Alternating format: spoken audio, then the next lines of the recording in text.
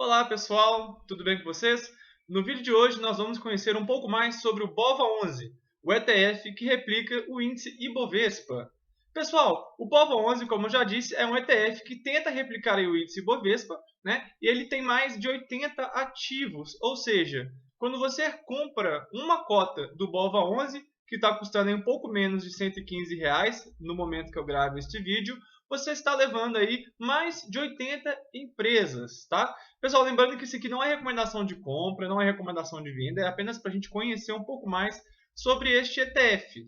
Esse ETF ele é bastante interessante para quem deseja investir na Bolsa de Valores, no mercado de ações do Brasil, mas que não quer perder muito tempo ou não tem interesse em conhecer as empresas, ou seja, ele não quer fazer a seleção, ele não quer, é uma pessoa que não quer escolher as empresas com as quais ele vai investir.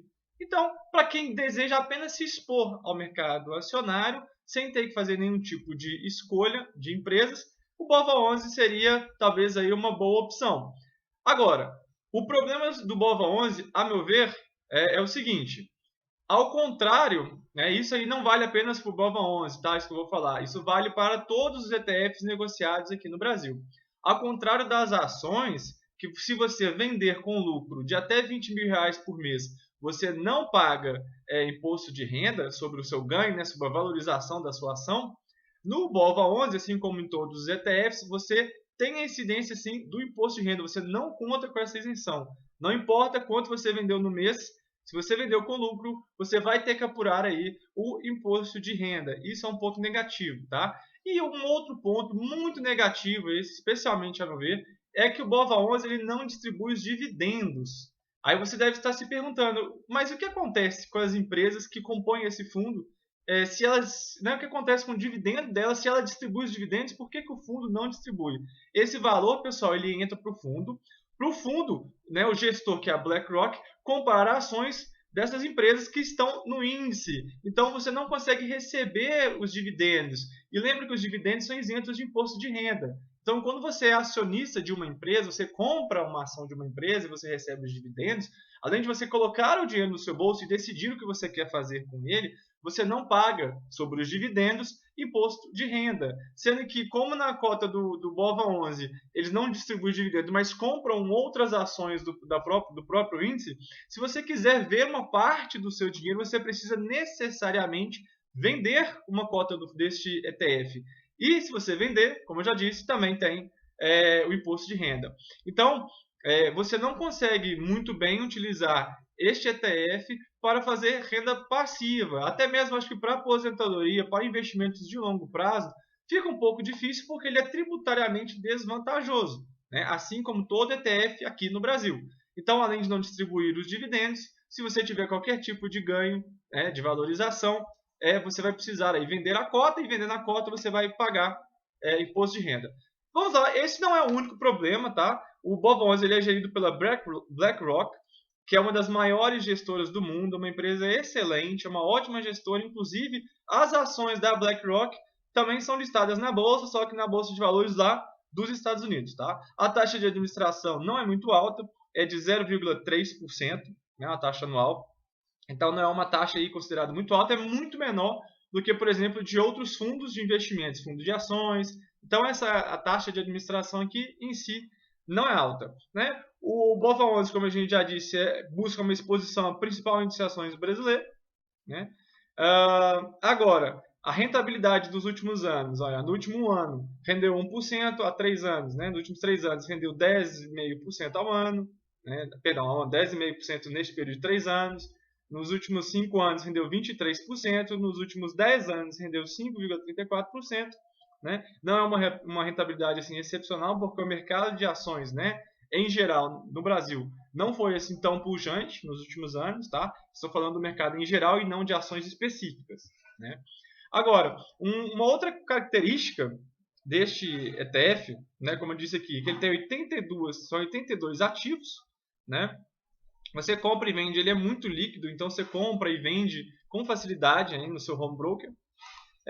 Eu trouxe aqui também algumas empresas que compõem esse índice. Vocês conseguem perceber aqui que Vale é o maior peso da composição desse índice, então quase 12% deste ETF, né, está investido em Vale. Então, quando você compra a cota desse fundo BOVA11, você está levando Vale, Itaú, Petrobras, B3, que é a dona da própria bolsa, Bradesco, Petrobras, Magazine Luiza, Ambev, VEG, enfim, uma imensa quantidade de empresas, mas ele não é tão diversificado assim.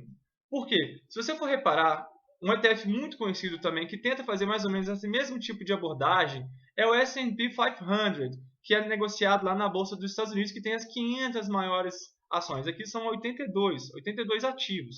Lá são 500, né? E tem uma outra questão. O BOVA11 ele é muito concentrado. Então, quando você compra a cota desse fundo, se você reparar bem aqui, ó, só entre Vale, Itaú e Petrobras, você já tem aí mais de 20%. Se você levar a B3 também, ó, aqui já tem um quarto do fundo. Então, um quarto de todo o BOVA11 está investido em Vale, Itaú, Petrobras e B3.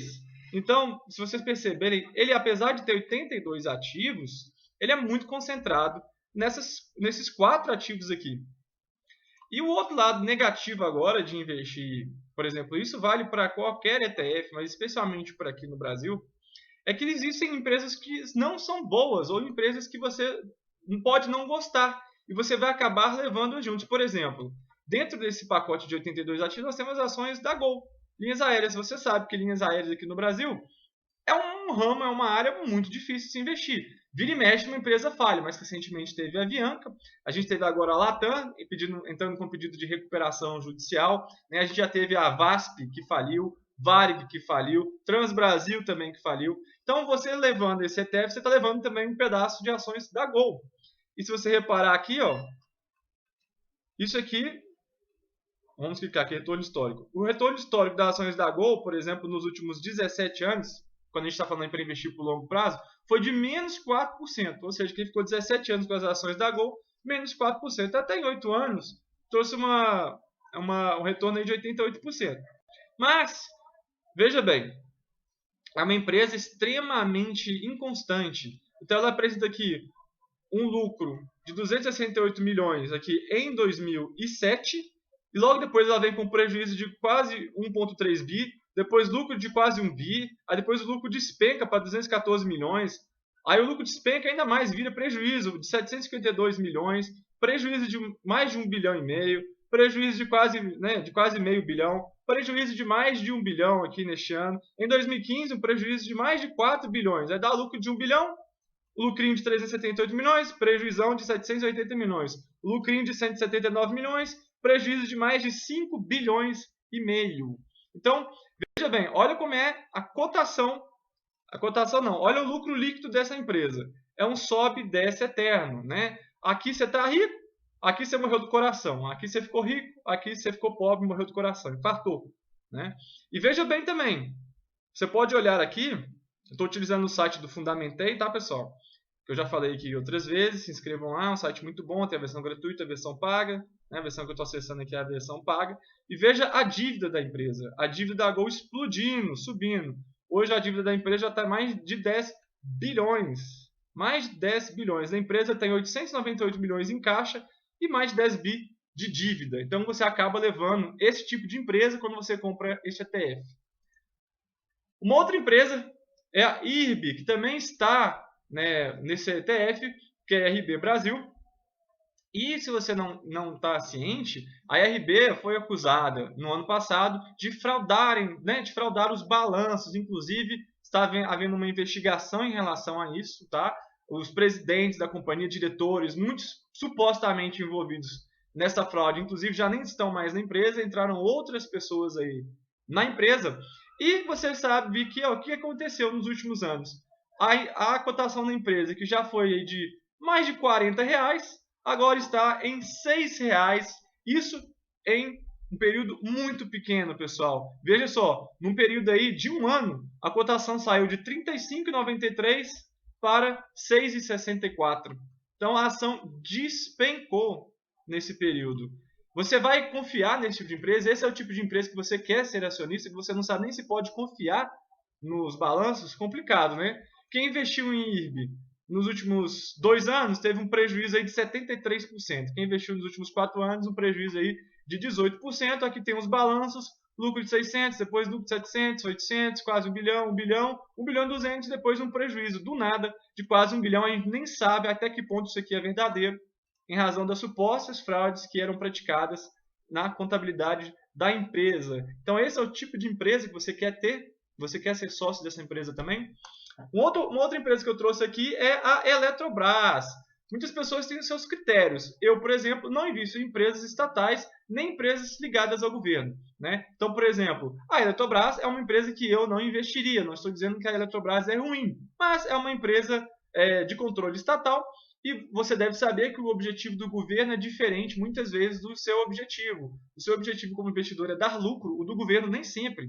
Basta ver o que aconteceu com a Petrobras no período da Dilma. No período da Dilma Rousseff, em vez de reajustar o preço da gasolina, seguindo critérios aí de preços internacionais, a Dilma condenou a Petrobras a sofrer prejuízo toda vez que ela vendia a gasolina, porque a gasolina estava com um preço menor do que deveria. E a Petrobras, com isso, tinha prejuízo. Não bastasse, ainda houve aquela roubalheira gigante que a gente ficou conhecendo depois como Petrolão.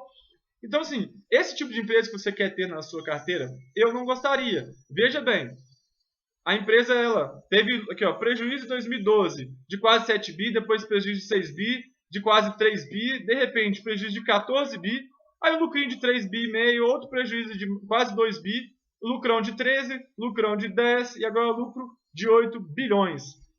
É esse tipo de empresa que você quer ter, que oscila tanto? Não é o tipo de empresa que eu gosto. Mas quando você compra um ETF, você está levando tudo isso. Bom, pessoal, acho que eu falei pontos positivos e pontos negativos de se fazer um investimento em ETF, especialmente nesse ETF BOVA11. A decisão é sempre sua, é claro, né? Não é recomendação de compra ou de venda, como eu já disse. Lembrando que se você não gosta de escolher, né, as ações, você não quer olhar os balanços, você não está interessado nisso, você quer apenas se expor ao índice de ações do Brasil, comprando o BOVA11, você consegue fazer isso, tá? Pessoal, por hoje é só. Um grande abraço a todos e até a próxima.